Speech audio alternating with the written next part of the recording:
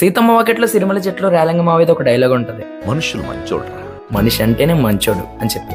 నేను ఆ డైలాగ్ గురించి ఇప్పుడు ఎందుకు మాట్లాడాలనుకుంటున్నానంటే, లాస్ట్ టైం ఒక సోలో ట్రిప్ వేసాను నేను. అక్కడికి వెళ్ళినప్పుడు ఏం జరిగిందంటే, నైట్ టైం అరౌండ్ టైం ఒక 2 అవుతుంది. ర్యాపిడో బుక్ చేసుకొని బస్ స్టాండ్కి వెళ్ళిపోయాను.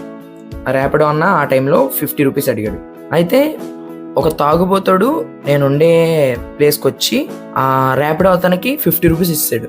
చాలా హ్యాపీ అనిపించింది. అయితే ఫుల్ తాగేసి ఉన్నాడు. నా దగ్గర 100 రూపాయలు లాగేసుకున్నాడు. అప్పటికే నా దగ్గర అంత మనీ లేదు, మనీ చాలా తక్కువగా ఉంది.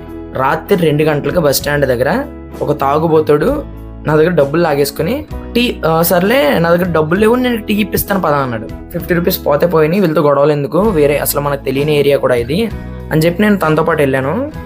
అయితే 2 టీ ఇప్పించాడు. అయితే ఇంగ్లీష్లో రాని అంటే తాగుబోతులు ఎలా మాట్లాడతారో తెలుసు కదా, ఆఫ్ కోర్స్.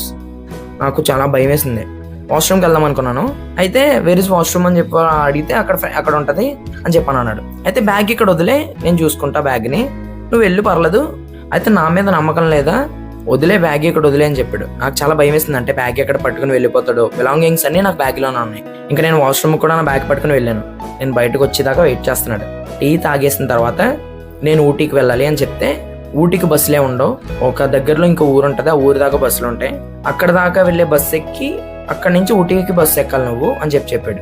ఇన్ఫర్మేషన్ ఇస్తారు కదా బస్సు కండక్టర్, వాళ్ళని అడుగుతాను అంటే, నీకు తెలీదు అంటే కొంచెం సీరియస్ అయినట్టు మాట్లాడాడు.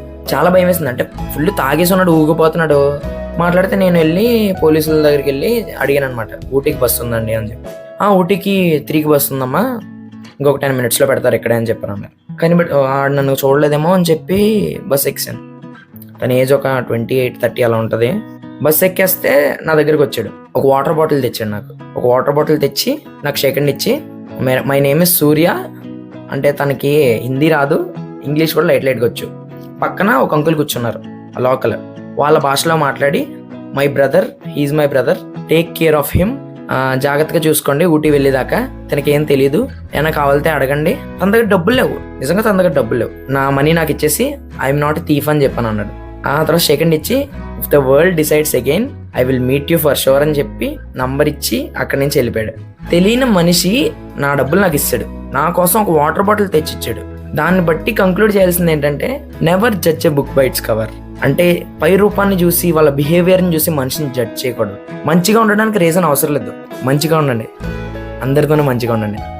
Thank you. This is Joshua గాడు.